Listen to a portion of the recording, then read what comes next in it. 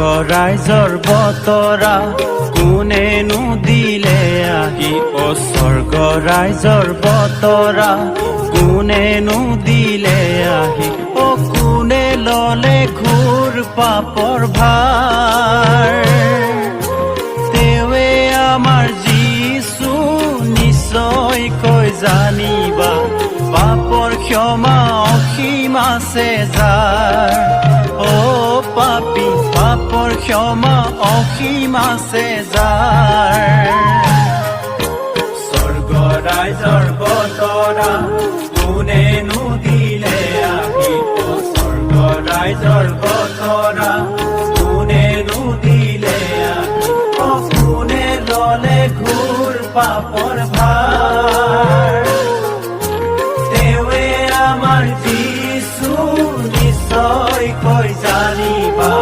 পাপৰ ক্ষমা অসীম আছে যাৰ পাপী পাপৰ ক্ষমা অসীম আছে যাৰ। প্ৰভু যীশু খ্ৰীষ্টৰ সৰ্বশ্ৰেষ্ঠ নামত আপোনালোকক অভিনন্দন জনালোঁ।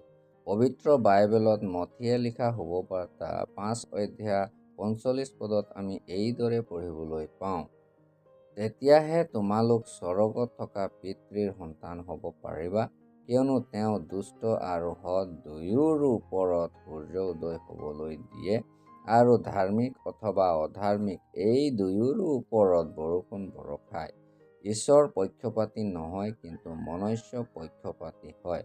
মনুষ্যই আপোনজনক সকলো শ্ৰেষ্ঠ দিবলৈ বিচাৰে, কিন্তু আনক দিবলৈ হ'লে নিজৰ হাত চুটি হৈ যায়। কিন্তু ঈশ্বৰ এনেকুৱা নহয়, কিয়নো তেওঁ ভাল আৰু বেয়া দুয়োৰে ওপৰত নিজৰ সূৰ্য উদয় কৰে। তেওঁ ধাৰ্মিক আৰু অধাৰ্মিক দুয়োৰে ওপৰত বৰষুণ বৰষায়।